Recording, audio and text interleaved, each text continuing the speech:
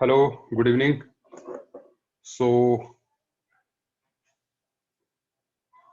actually जो last lecture था that was having some problem in uploading. कुछ उसका जो वीडियो था वो करप्ट हो गई थी, वो वीडियो फाइल जो है, so it is not possible to upload that on net. ठीक है ना, आई एम ट्राइंग, अगर वो हो जाता है बट इट्स नॉट, ठीक है, वो हो नहीं रहा अभी जो है। चलिए हम आगे बढ़ते हैं। तो अब हमने लास्ट लेक्चर में इलेक्ट्रोलिसिस की बात हमने स्टार्ट की थी, ठीक है। इलेक्ट्रोलिसिस में हमने क्या क्या किया था? इलेक्ट्रोलिसिस में हमने जो है किया था, that was Faraday's first law of electrolysis, second law of electrolysis, ठीक है। तो इक्विवेलेंट कॉन्सेप्ट से मैंने इस चीज को रिलेट किया था, ठीक है। आई होप आप जो है ट्राई कर रहे हैं होंगे इसको जो है, ठीक है। अब हम अभी जो बात करने जा रहे हैं उसको आप समझिए, that is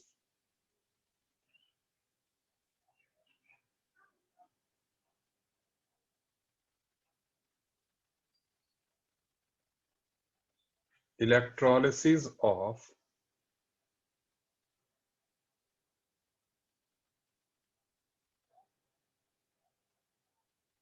electrolytes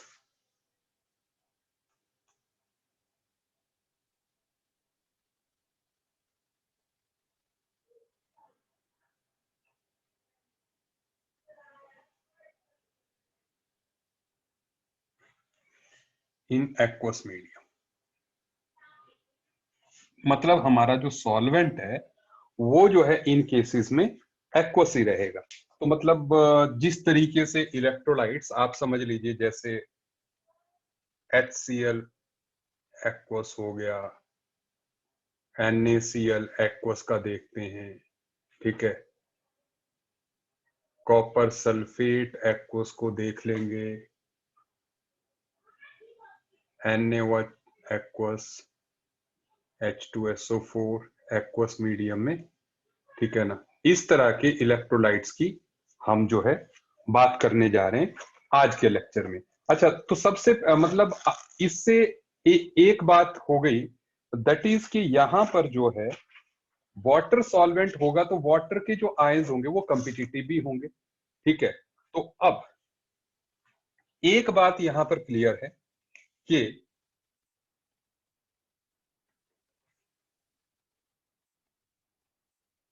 when H2O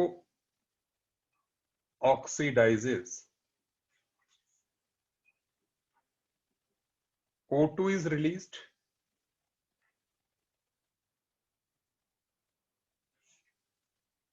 and when H2O reduces, H2 is released, ठीक है। ये दो बातें तो आप भी समझते हैं कि ऑक्सीडेशन पे जो है O2 रिलीज होगा और रिडक्शन पे जो है H2 रिलीज होगा। डन। यहां पर सबसे पहले हम समझ रहे हैं that is oxidation of water. I hope I am quite audible, quite clear. There is no network problem. So with data I am telling you कि what is this about. आप देखिए, जो इसकी ऑक्सीडेशन है उसको अगर आप देखें तो इसकी जो ऑक्सीडेशन है हम उसको किस तरह से रिप्रेजेंट करेंगे वाटर की ऑक्सीडेशन को? 2H2O liquid, 4H positive aqueous and plus O2 gaseous and plus 4 electrons. ये मैं लास्ट लेक्चर में भी कह चुका हूं कि n factor for this is 4। तो इसका जो ई स्टैंडर्ड ऑक्सीडेशन है that comes out to be -1.23 volts, ठीक है। ये डाटा है, ये हमें जो है, मैं आपको कुछ बात समझाने की ट्राई कर रहा हूं जो कि अभी बीच में आएगी, ठीक है, आप समझते जाइएगा, ठीक है। तो इसका स्टैंडर्ड ऑक्सीडेशन पोटेंशियल ये है। ये हमने कैलकुलेट कैसे किया? It is calculated from the equations, जो कि हैं, एक तो हमने जैसे लिखा था ये वाली इक्वेशन,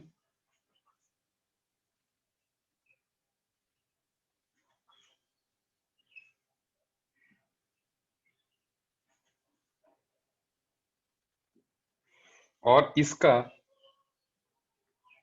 जो ई स्टैंडर्ड की वैल्यू है that is -0.40 volt. Let it be, इसको हमने डेल्टा G1 स्टैंडर्ड कहा, that is -NF E1 standard. E1 standard हमारे पास जो है ये आ गया, ठीक है। और साथ में दूसरी इक्वेशन है जी, दैट इज, ये जस्ट डिसोसिएशन ऑफ वाटर है,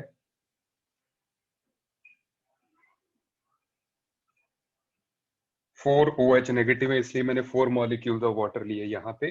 सो इसके लिए जो डेल्टा G2 स्टैंडर्ड हम निकालेंगे दैट इज -RT ln, इसका जो Kc है वो Kw है रेज टू पावर 4, क्योंकि ये रेज टू पावर 4 होती, जस्ट सॉरी।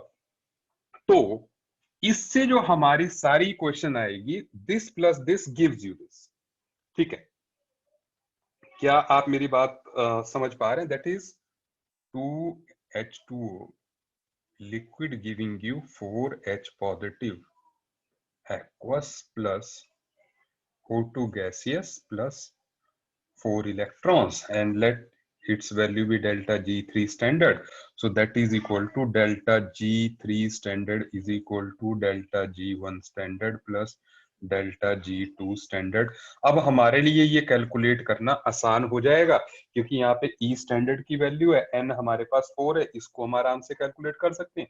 KW की वैल्यू हमारे पास 10⁻⁻14 है, इसलिए जो है हम इसको भी कैलकुलेट कर सकते हैं। So this plus this gives you this value, is it okay? इस तरह से -1.23 वोल्ट आई। मतलब अभी हम अपने दिमाग में देखो, दो चीजें हमने यहाँ पे समझी, एक तो इसकी वैल्यू ये है, और दूसरी बात कि अगर जो है, मतलब जैसे दो इक्वेशंस को ऐड करना है तो किस तरह से की जाती है, डेल्टा जी की फॉर्म में की जाती है, जो कि मैंने प्रीवियस लेक्चर में आपको बता भी दिया है, ठीक है ना। चलिए आगे बढ़ते हैं। ये तो हो गई वाटर की ऑक्सीडेशन रिएक्शन, ठीक है, सुनते जाइएगा।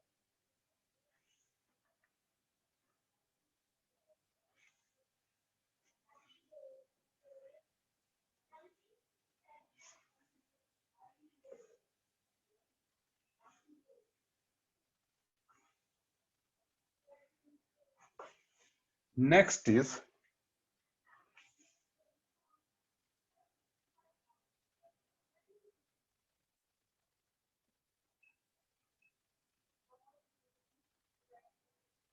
Reduction of water. अब रिडक्शन ऑफ वाटर को हम कैसे लिखेंगे? That is gain of electrons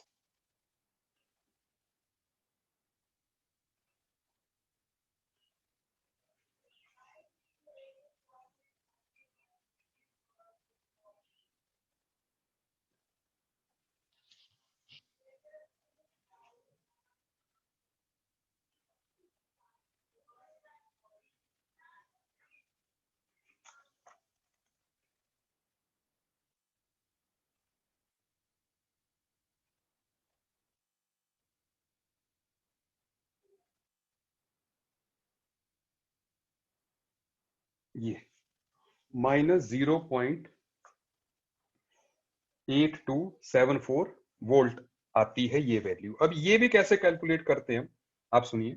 that is,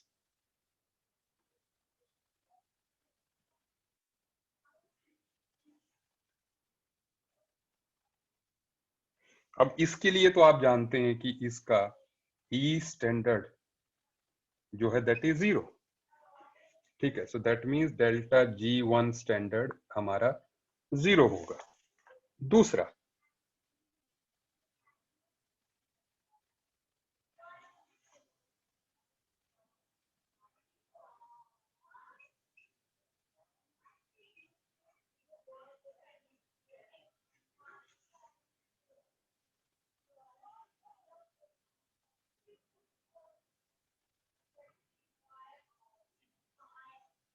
ये Kw की वैल्यू हमें पता है, तो इससे जो ओवरऑल इक्वेशन आएगी that is reduction of water.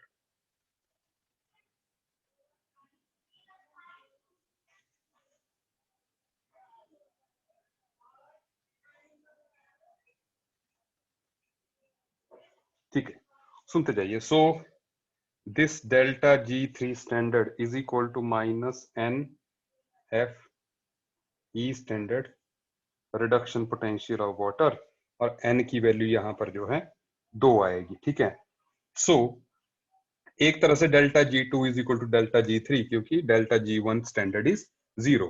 तो एक हमारी ऑक्सीडेशन रिएक्शन हो गई, एक हमारी जो है रिडक्शन रिएक्शन हो गई। सुनते जाइएगा बात जो, ठीक है, ये हो गई, क्योंकि ये होगी सॉल्वेंट की बात।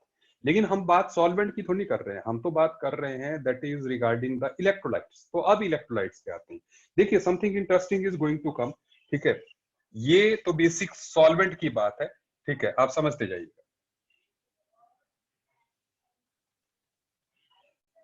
मेडिकल और नॉन मेडिकल दोनों को जो है मिल चुकी होंगी अपनी सीट्स जो है, तो sheets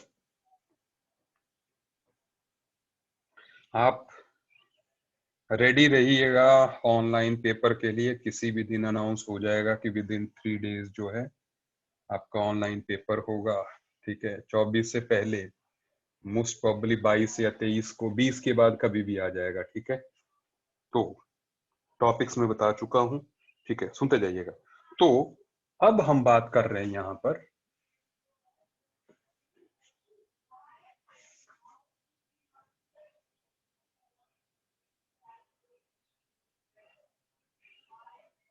electrolysis of 1 molar HCl, that is, or concentrated HCl। ठीक है, क्या होगा? सबसे पहले आप देख लें। देखो,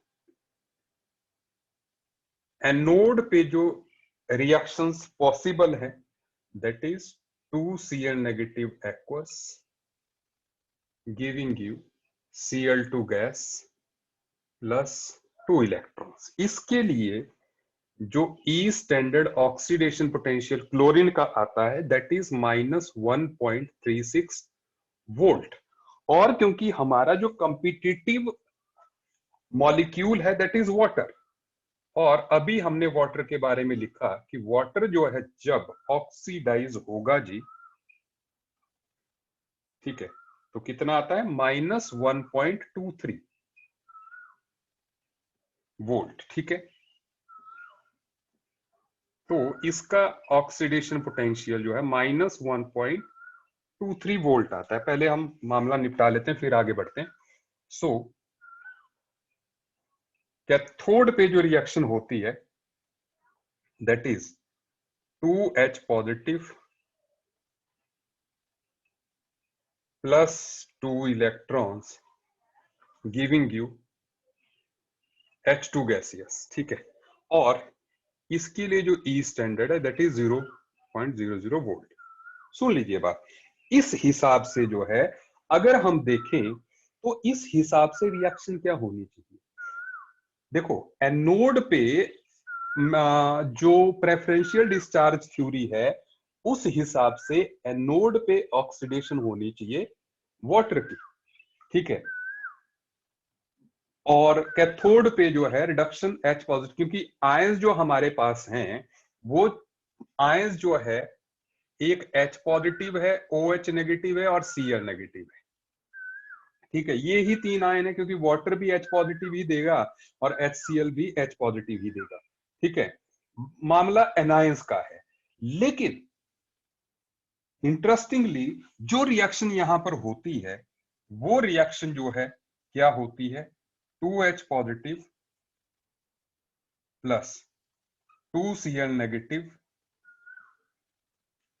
ठीक है, मतलब इस तरह की रिएक्शन होती है giving you H2 gaseous plus Cl2 gaseous. मेरी बात को समझते जाइएगा। अब हमने जो है, ठीक है, तो आप एक स्टार लगा के लिख लीजिए इस पॉइंट को, दैट इज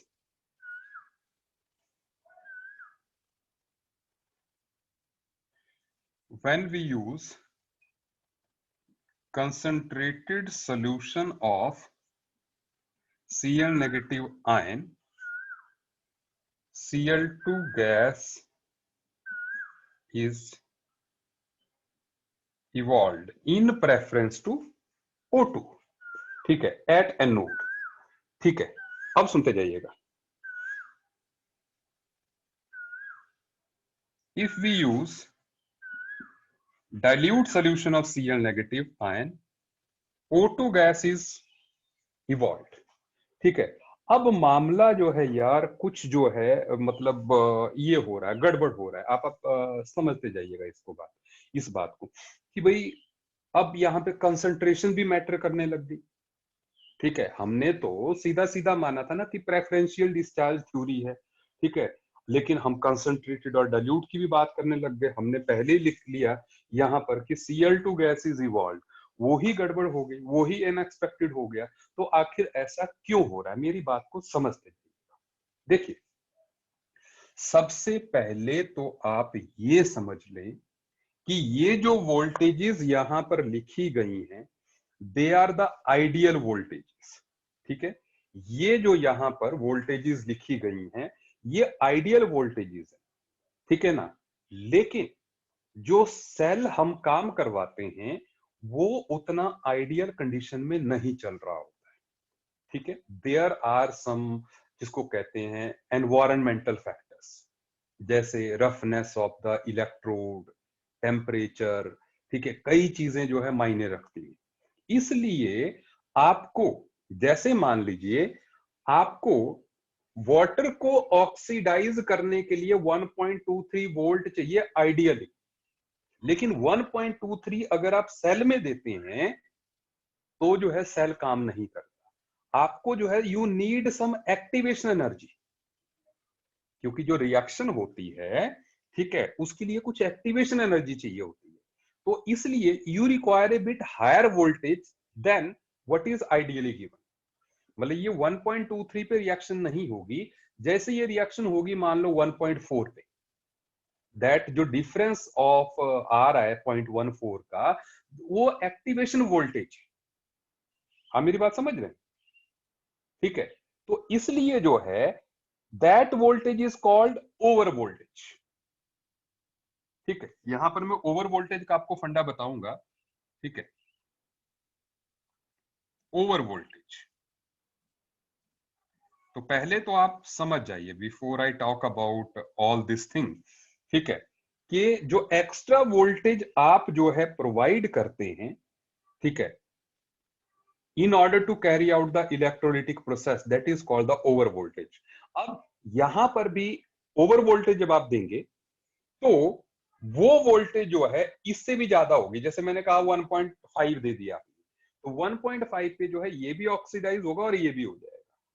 लेकिन फिर भी एक सवाल आता है कि जी फिर भी आसान तो यही है ना ऑक्सीडाइज करना, ये तो फिर भी टफ है। मान लो 1.5 भी दी तो प्रेफरेंशियली इसको ज्यादा होना चाहिए। Now there is the point ज्यादा और कम का।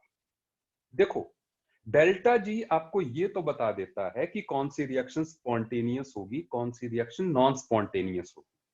लेकिन किसी रिएक्शन के ज्यादा स्पॉन्टेनियस होने का ये बिल्कुल मतलब नहीं है कि उसकी स्पीड बहुत ज्यादा होगी। ज्यादा या कम is decided by kinetics, that is equilibrium constant और रेट कांस्टेंट। किसी रिएक्शन का रेट क्या होगा इसको जो है काइनेटिक्स डिसाइड करता है। कोई रिएक्शन होगी कि नहीं होगी ये स्पॉन्टेनिटी डिसाइड करती है।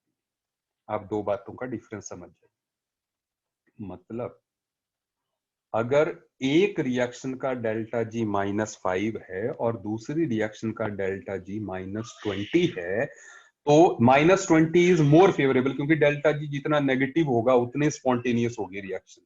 लेकिन इसका मतलब ये नहीं है कि दोनों रिएक्शन साथ में हो और -20 वाली फास्ट हो, ये बिल्कुल नहीं है, ठीक है। हो सकता है -5 वाले रिएक्शन -20 वाले से फास्ट हो, और यहां पे यही होता है कि जैसे ही आप जो है ए बिट हायर वोल्टेज देते हैं जो कि इसको क्रॉस कर जाती है, और इसका rate of oxidation was found experimentally to be more than oxidation of this one, so as a result हमारी ये रिएक्शन हो जाती है preferentially in comparison to this. क्या आपको मेरी बात समझ में आ गई? आ रही है ना समझ? जो ठीक है, तो इसलिए अब आप ओवर वोल्टेज की लिख लीजिए डेफिनेशन जो है।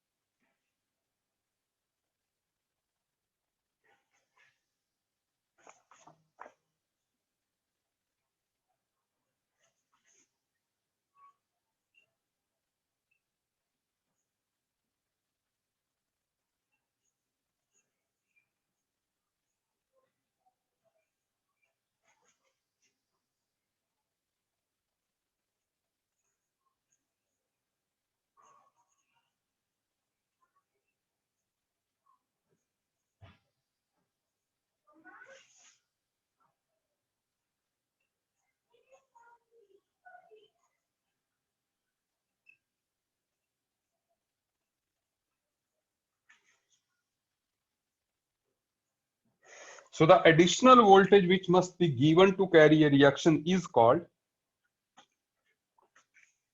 over voltage. तो मतलब जो E actual है that is equal to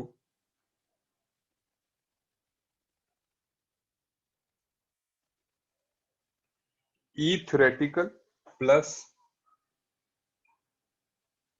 E over, it is over voltage. ठीक है, सो वोल्टेज एक्चुअल या EMF actual is voltage theoretical plus over voltage. ठीक है, मैं वोल्टेज भी लिख देता हूं। ठीक है, तो आपके ध्यान में ये बात क्लियर रहेगी। सो क्या आपको मेरी ये बात भी समझ में आ रही है? Is it okay? डन। सो अब हम बात को आगे बढ़ाते हैं। ठीक है, अब यहां पर जो है मतलब अगर हम डाइल्यूट HCl लेते हैं,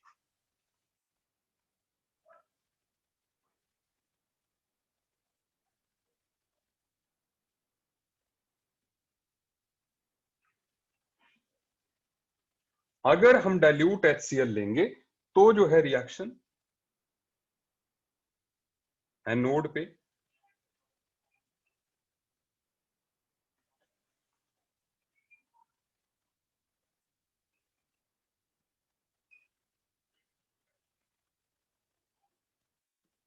तो ये हो जाएगी, और कैथोड पे जो है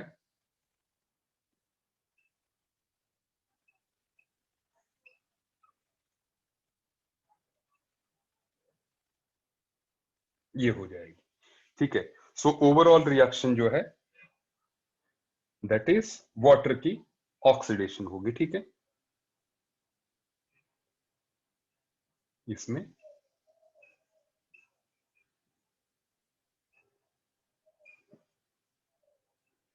मतलब हाइड्रोजन भी निकलेगी और ऑक्सीजन भी निकलेगी। आई होप आपको ये मेरी बात जो है समझ में आ गई। तो डाइल्यूट और कंसंट्रेटेड का अब आपको डिफरेंस जो है समझ में आने लग गया है। आगे बढ़ रहे हैं जी।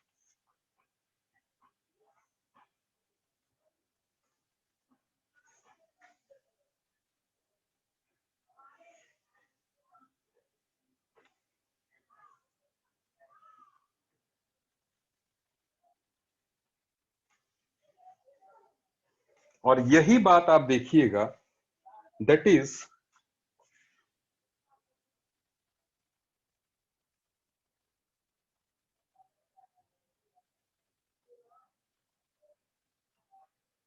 electrolysis of concentrated NaCl solution।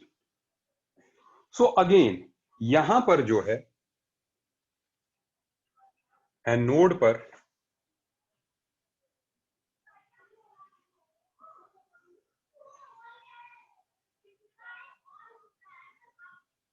ये रिएक्शन होगी और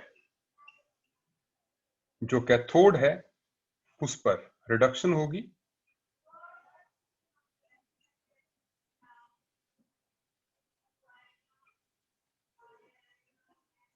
ये रिएक्शन हो जाएगी। Is it okay? तो यहां पर भी जो है आप देख रहे हैं how the reaction is going on, ठीक है। तो now the things are obvious, I hope अब इसमें कोई कंफ्यूजन नहीं है बहुत आपको, ठीक है। आगे बढ़ रहे हैं। तो इसके बाद जो है डाइल्यूट सोडियम क्लोराइड सॉल्यूशन में क्या रहेगा, जो एनोड है उस पर O2 इवॉल्व होगी और कैथोड पर जो है H2 इवॉल्व होगी, ठीक है। ये बात भी आपको जो है आराम से समझ में आ गई है। Is it okay? तो ये हो गया कंसंट्रेटेड और डाइल्यूट NaCl की बात, ठीक है। अब सुनते जाइए। अब हम आगे बढ़ रहे हैं, just 1 minute.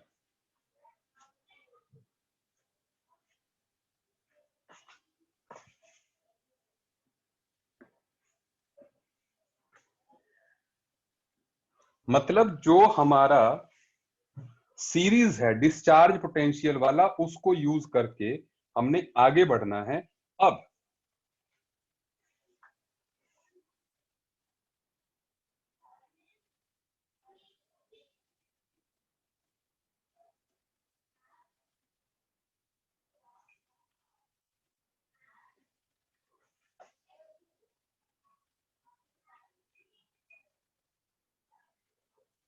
Electrolysis of dilute H2SO4, ठीक है। यहां पर आप रिएक्शंस देखिए कि what are the reactions which we expect at anode. Anode पर जो है दैट इज सल्फेट आयन की ऑक्सीडेशन हो सकती है, वो कुछ इस तरह से होती है, ठीक है।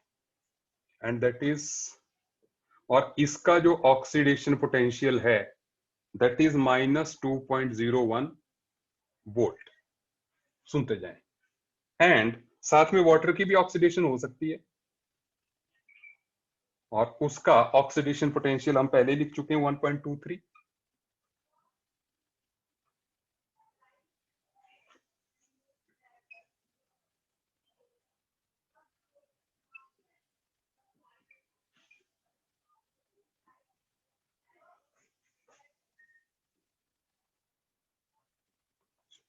ठीक है। एंड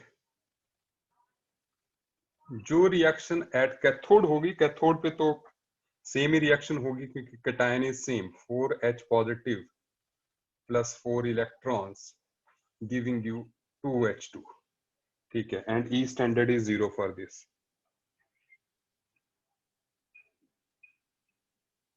ठीक है। तो ओवरऑल जो रिएक्शन हो रही है ये वाली एंड ये वाली, क्योंकि यहां पे ओवर वोल्टेज के बाद भी ये वाली वैल्यू पे बात नहीं जाएगी। और हम मामला मैंने सिंपल कर दिया प्रेफरेंशियल डिस्चार्ज थ्योरी लिखवा के, क्योंकि वहां पे आपको सीधे ही पता लग चुका है कि अभी जो है H2O की ऑक्सीडेशन होगी, ठीक है। लेकिन मैंने उसमें एक में ट्विस्ट ऐड कर रहा हूं कि भैया ये नहीं बात है कि वही बस फाइनल वर्डिक्ट, कंसंट्रेशन भी मैटर करती है। जैसे अभी डाइल्यूट की बात कर रहा हूं, आगे मैं कंसंट्रेटेड की बात करूंगा, ठीक है। सुनते जाइए। तो यहां पर जो है जो रिएक्शन होनी है दैट इज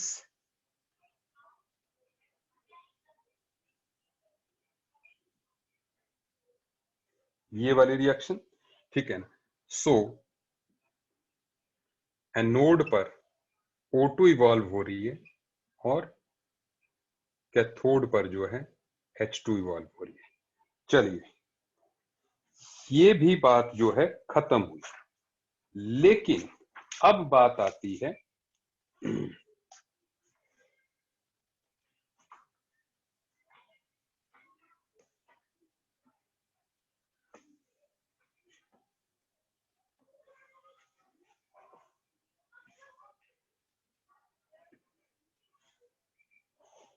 दैट इज, पहले हम ये समझ लें कि अभी तक जो हम बात कर रहे थे ना, वो जो इलेक्ट्रोड्स हम डील कर रहे थे, इलेक्ट्रोड्स अभी तक हम डील कर रहे थे नॉन पार्टिसिपेट, ठीक है। लेकिन इलेक्ट्रोड्स भी दो तरह की होती हैं।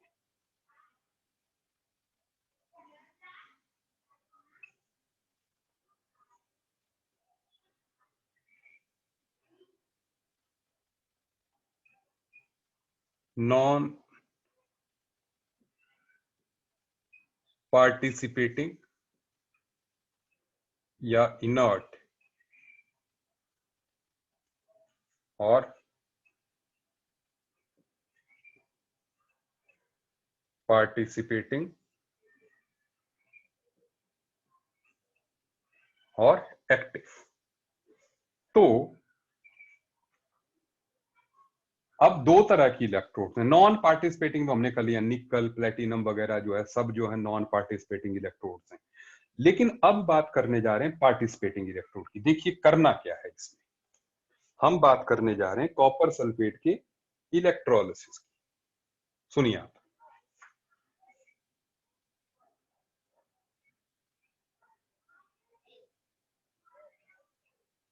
Electrolysis of aqueous copper sulfate solution using copper electrodes। क्योंकि इनर्ट इलेक्ट्रोड्स यूज करेंगे वो तो हमें पता ही, प्रेफरेंशियल डिस्चार्ज थ्योरी ने बता दिया कि भैया कैथोड पे H2 रिलीज होगी और एनोड पे जो है O2 रिलीज होगी। कैथोड पे जो है कॉपर डिपॉजिट होगा और एनोड पे जो है O2 रिलीज होगी, ठीक है। क्योंकि कॉपर जो है ज्यादा रिडक्शन पोटेंशियल है उसका, तो वो पहले रिड्यूस हो जाएगा। मतलब कैथोड पे कॉपर की रिडक्शन होगी और एनोड पे जो है हमारी वाटर की ऑक्सीडेशन होगी, O2 रिलीज होगी, ठीक है। सल्फेट आयन ऐसा रहेगा, ठीक है। तो अब बात इस सिचुएशन को देखिए।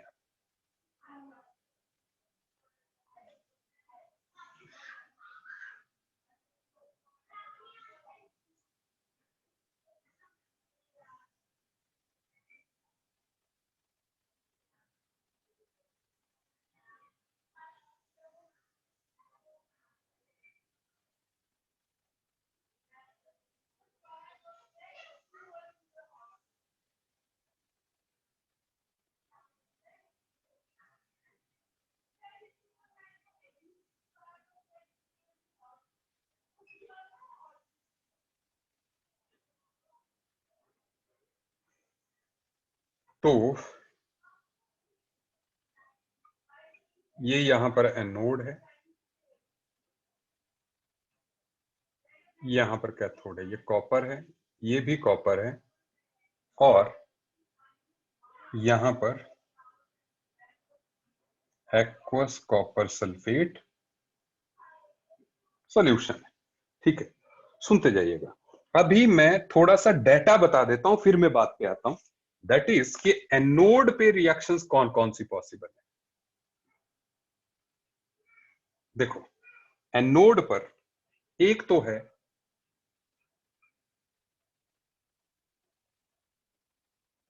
ये वाले रिएक्शन,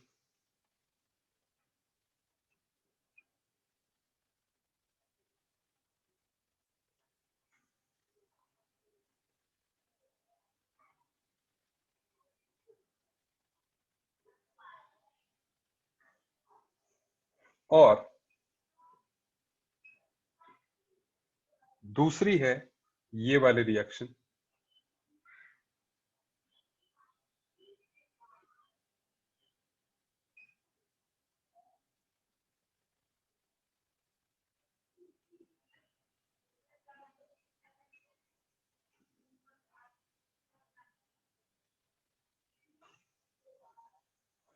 एंड देन एक ये है, दैट इज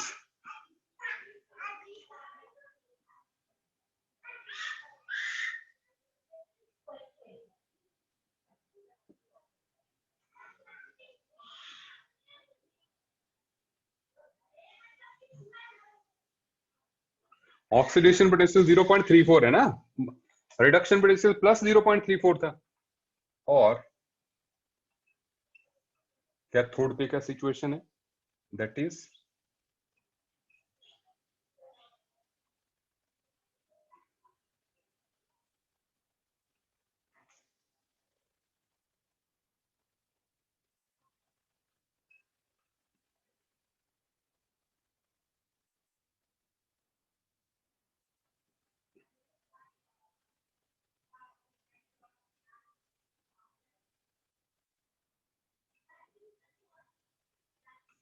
रिडक्शन का भी हम पहले इक्वेशन लिख चुके हैं, ठीक है।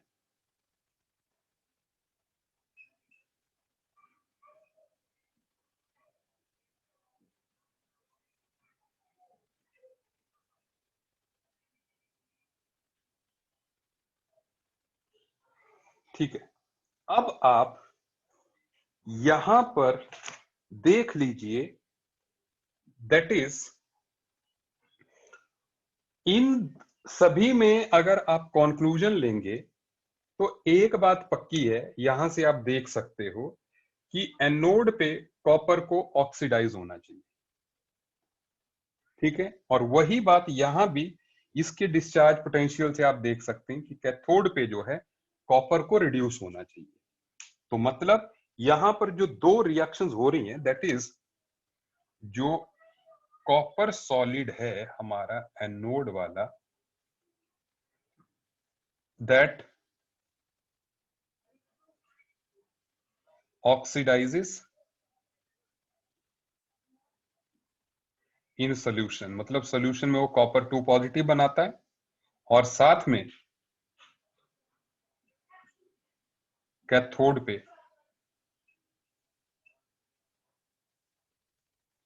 Copper 2 positive deposits from solution.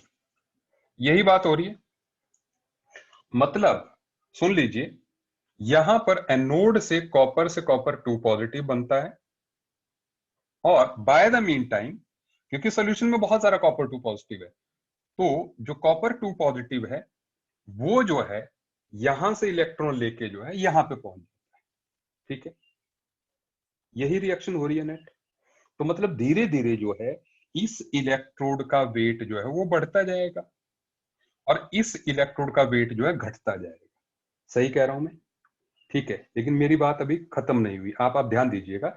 होता क्या है, इस जो कंस्ट्रक्शन है ये हमने बनाई है, इसको कई जगह पे यूज किया जाता है। पहला तो ये है कि ये मेटलर्जी के लिए यूज किया जाता है। मेटलर्जी में क्या होता है, सुन लीजिएगा।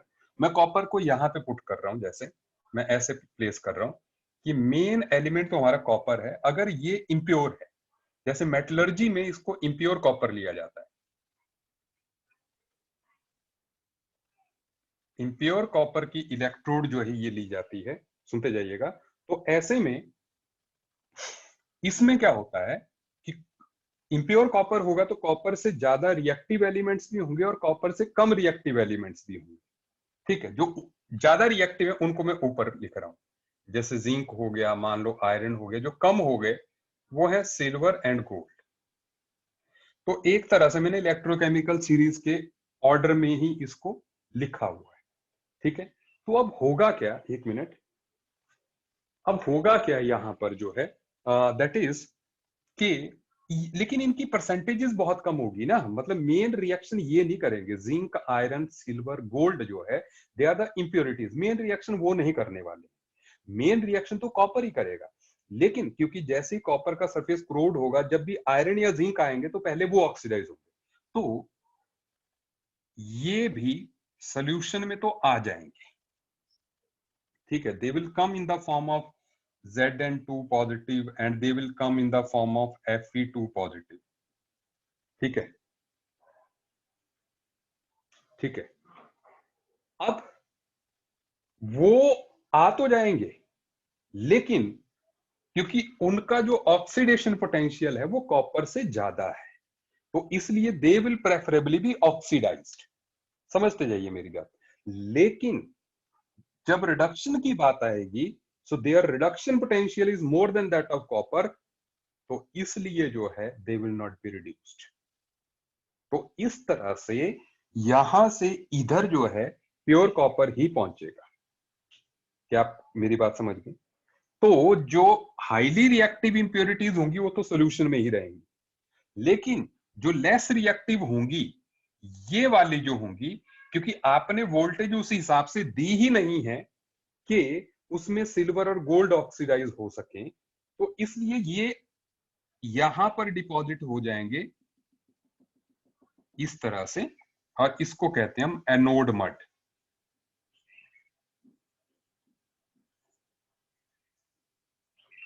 ठीक है, we will call it as anode mud. यहां पर जो है आपके सिल्वर और गोल्ड विल बी डिपॉजिटेड। ठीक है, ये तरीका हो गया। इसी तरीके को हम इलेक्ट्रोप्लेटिंग में भी यूज करते हैं। देखो मेटलर्जी में तो मैंने आपको बता दिया किस तरह से। ठीक है, इसी को हम जो है इलेक्ट्रोप्लेटिंग में भी यूज करते हैं। इलेक्ट्रोप्लेटिंग में क्या करेंगे हम लोग जो है, यहाँ पे जैसे कोई भी स्टैच्यू है, मान लो ऐसे आपने किसी भी एलिमेंट की, सस्ती एलिमेंट की आपने स्टैच्यू लगा दी, फिर आप उस पर कॉपर प्लेटिंग करना चाहते हैं, तो बस आपको यहाँ कैलकुलेट करना है कितने कूलम्स आपको चार्ज देना है, जितने आपको उस पर प्लेटिंग करनी है। ठीक है, क्योंकि अगर आप जो है क्वेश्चंस कर रहे होंगे ये फैराडेज लॉज वाले, तो आपको ऐसे क्वेश्चन भी आ रहे होंगे कि it is to be electroplated to a thickness of this much इतने सेंटीमीटर स्क्वायर इसका एरिया है, बताओ कितना टाइम लगेगा। तो हम जो है, हमने कितने ग्राम कॉपर को पूरी स्टैच्यू पे प्लेट करना है वो हम कैलकुलेट कर सकते हैं, उतने ही टाइम के लिए रन करेंगे और जो है हमारी स्टैच्यू इवनली जो है इलेक्ट्रोप्लेट हो जाएगी प्योर कॉपर से। जो कॉन्सेप्ट हमने कॉपर में लगाया वही कॉन्सेप्ट जो है हम लगा सकते हैं अपने गोल्ड के लिए भी। अगर यहाँ पे हम प्योर मतलब इम्प्योर गोल्ड ले लेंगे या प्योर गोल्ड ले लेंगे, फिर यहाँ स्टैच्यू ले लेंगे, उसके ऊपर इलेक्ट्रोप्लेटिंग हो सकती है गोल्ड की भी, like that anything can be electroplated. तो इलेक्ट्रोप्लेटिंग में भी ये ही कॉन्सेप्ट जो है यूज होता है। क्या आपको मेरी बात समझ में आ गई? ठीक है ना, आप नोट कर लीजिए इसको जो है। ठीक है, so it is an important concept, note कर लीजिए आप प्लीज।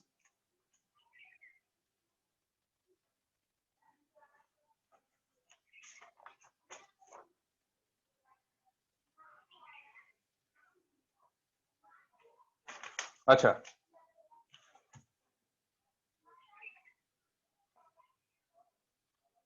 तो ये था हमारा जो है इलेक्ट्रोलिटिक सेल की बात। ठीक है, अब देखते हैं एक आधा क्वेश्चन ट्राई करके जो है वेदर, ठीक है, आपने किया हुआ है कि नहीं किया हुआ है। ठीक है, आप देखें इसको, इसको मिटा देते हैं।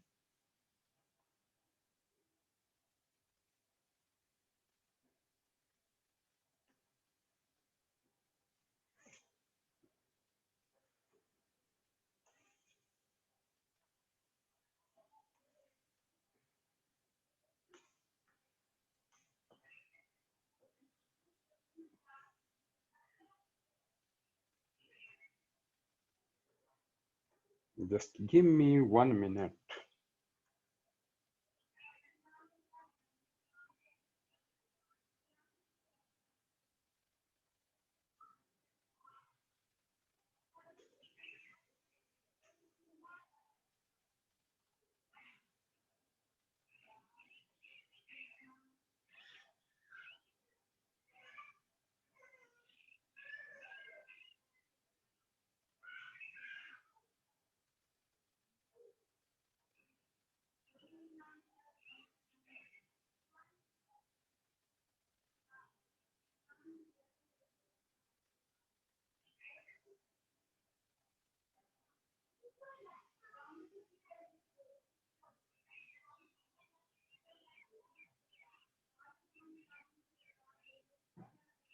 Late me check if I have this, otherwise no problem.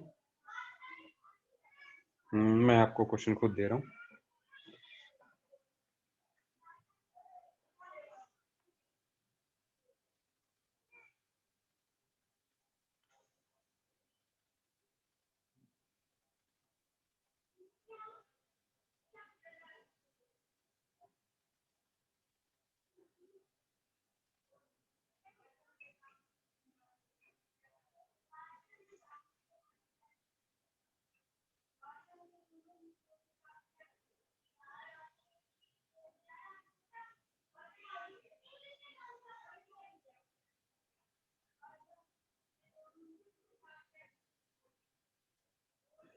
Just 1 minute.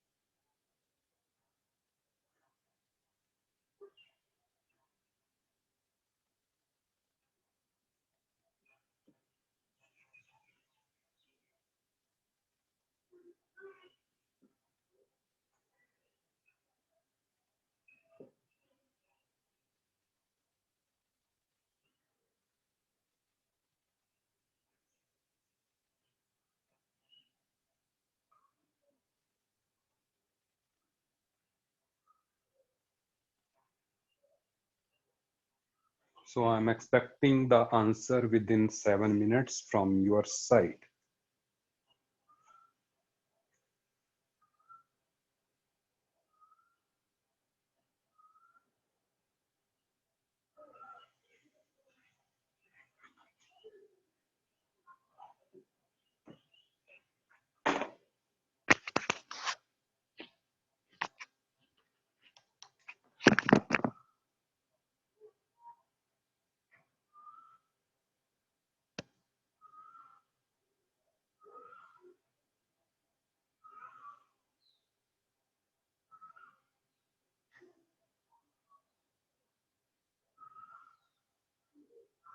अभी मैं स्क्रीन ऑफ कर रहा हूँ 3-4 मिनट्स के लिए। ठीक है, आप मुझे आंसर जो है पोस्ट करते जाइए। I am just looking at that.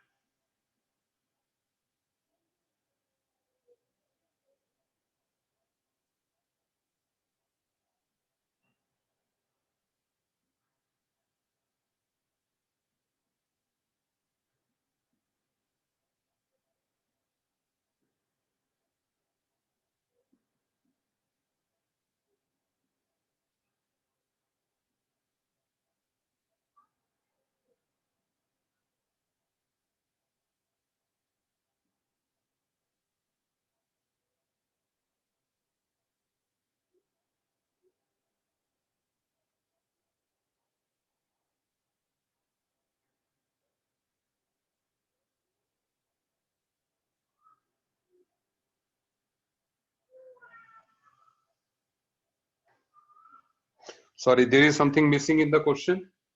एक मिनट, आप देखिए, एक चीज मिस हो रही है यहाँ पे। अब मैं खुद सॉल्व करने लगा हूँ इसको, तो ठीक है ना। 200 मोलर हमें इसकी कंसंट्रेशन देनी चाहिए ना, ठीक है ना। सो हम ले लेते हैं कुछ भी जो है, चलिए हमने ले लिया 0.5 molar. I am sorry for this, ठीक है। तो आपके 7 मिनट अभी इसके बाद स्टार्ट होते हैं।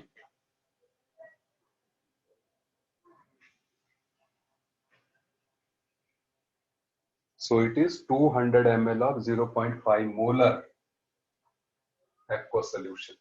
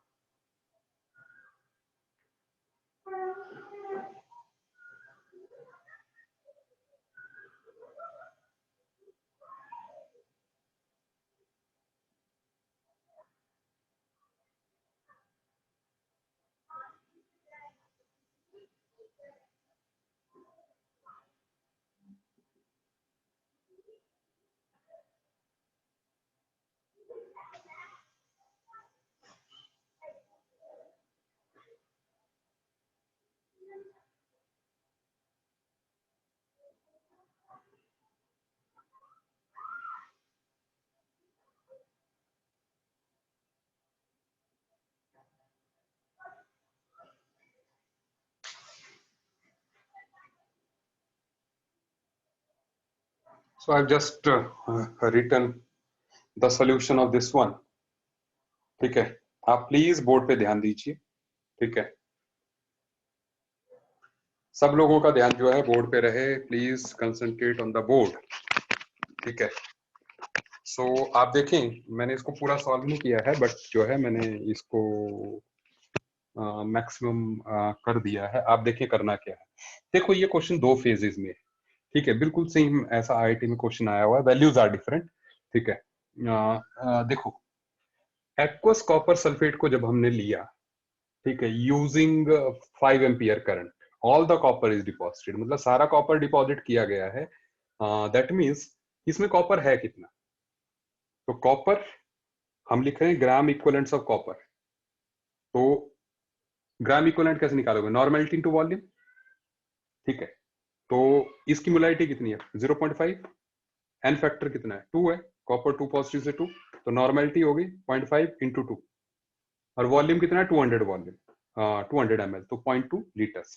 तो नॉर्मेलिटी इंटू वॉल्यूम, इससे तुम्हारे पास ग्राम इक्विवेलेंट्स इसके कितने आ गए 0.2 आ गए. मेरी बात सुनते जाइए, आप इसका स्क्रीनशॉट ले लेना. ठीक है, वीडियो में भी रहेगा, यू कैन जस्ट चेक. आप इसको सॉल्व करेंगे जो है, ठीक है, पूरे तरीके से सॉल्व करना है इसको. अब सुनिए, तो ग्राम इक्विवेलेंट्स कॉपर के आ गए इतने 0.2 आ गए इसको सॉल्व करके. ठीक है, अब इसके बाद ग्राम इक्विवेलेंट्स उतने ही ऑक्सीजन के होंगे, क्योंकि हमने सेकंड लॉ में भी पढ़ा. ठीक है, और वैसे भी कॉन्सेप्ट वाइज भी समझ जाइए, जितने ग्राम इक्विवेलेंट की रिएक्शन जो है कैथोड पे हुई होती है उतनी ही एनोड पे हो. ये फर्स्ट फेज की बात कर रहा हूं मैं अभी. ठीक है, क्योंकि इलेक्ट्रॉन्स इन्वॉल्व सेम है ना, उससे छीने गए हैं दूसरे को दिए गए हैं, मतलब एक की ऑक्सीडेशन दूसरे की रिडक्शन.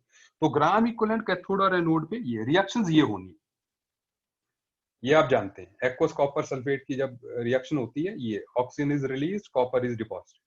ठीक है, अब तो ग्राम इक्विवेलेंट उतने ऑक्सीजन के होंगे. सुनिए अब बात, तो मोल्स ऑफ O2 कितने होंगे इसमें. Moles of O2 will be number of gram equivalents of oxygen divided by N factor. N factor oxygen का कितना होता है 4, तो इससे ये 0.05 आ जाएगा.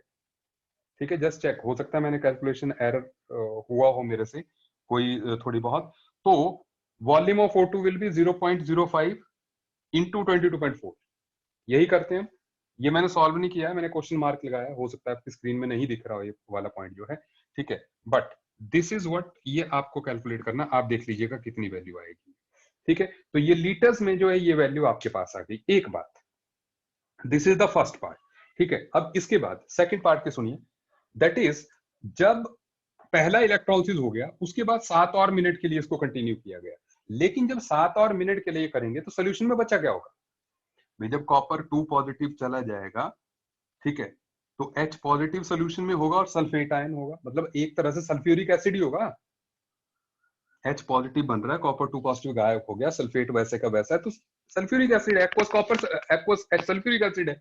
सल्फ्यूरिक एसिड का इलेक्ट्रोलिसिस मैंने आज ही आपको करवाया. तो रिएक्शन क्या होगी उसमें, H positive will be changing into H2 and water will be changing into O2. यही रिएक्शन होनी है. सुनते जाइए. तो अब यहां पर रिएक्शंस ये इन्वॉल्व है. ठीक है, ये मैंने लिख दी. अब फेरेडे ऑफ चार्ज कितना होगा 7 मिनट के लिए, सेकंड में कर दिया. ये Q is equal to IT, तो IA है, TA है upon Faraday.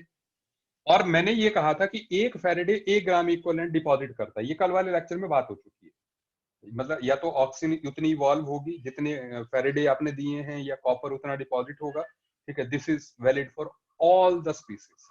1 gram equivalent of a substance, ठीक है, 1 फेरेडे ऑफ चार्ज डिपॉजिट से evolve 1 gram equivalent of a gas, और deposit 1 gram equivalent of a substance. ठीक है, तो जितने फेरेडे ऑफ चार्ज आपने दिया है उतने, ये सेकंड फेज की बात हो रही है, उतने इक्विवेलेंट्स ऑक्सीजन के इवॉल्व होंगे और उतने H2 के होंगे. अब इस हिसाब से मोल्स ऑफ O2 कितने होंगे, gram equivalents of O2 upon 4. Gram equivalents कितने आएंगे वो इससे कैलकुलेट करके आ जाएंगे, अपॉन 4 करोगे आपके पास मोल्स ऑफ O2 आ जाएंगे. और ऐसे ही मोल्स ऑफ H2 जो है वो डिवाइडेड बाय 2, मतलब सेकंड फेज में जो हाइड्रोजन इवॉल्व होगी उसका वॉल्यूम डबल होगा ऑक्सीजन से, क्योंकि इसका इनफैक्ट 1 मोल H2 को इवॉल्व होने के लिए यू जस्ट रिक्वायर, जैसे 4 इलेक्ट्रॉन से 2 मोल निकलते हैं, इसके 4 इलेक्ट्रॉन से 1 मोल निकलता है, तो इसका वॉल्यूम डबल निकलेगा. ठीक है, सुनते जाइए. तो अब ये आपने कैलकुलेट कर दिया तो वॉल्यूम कितना हो जाएगा सेकंड केस में, number of moles into 22.4 volume of hydrogen, number of moles of H2, ये volume of hydrogen is number of moles of H2, number of moles यहां से निकाल चुके हम इनटू 22.4। तो ये वॉल्यूम होगा एक एक ये वॉल्यूम होगा और एक ये वॉल्यूम होगा। पहले इलेक्ट्रोलिसिस से सिर्फ O2 ही निकलेगी, दूसरे से O2 और H2 दोनों निकली, तो फिर this plus this will be your answer कि total volume evolve will be this much. क्या आपको मेरी बात ये समझ में आ गई? ठीक है, क्वेश्चन को समझिएगा, बार बार इसको देखिएगा क्या किया गया है इसमें। ठीक है, हो सकता है आपके पैकेज में भी ऐसा क्वेश्चन हो, क्योंकि प्रीवियस ईयर आईआईटी में सेम कॉन्सेप्ट पे पूछा गया था। ठीक है, वैल्यूज थोड़ी सी अलग है। ठीक है ना, चलिए आज के लिए इतना ही, मिलते हैं नेक्स्ट लेक्चर में। ठीक है, okay, good night, bye bye.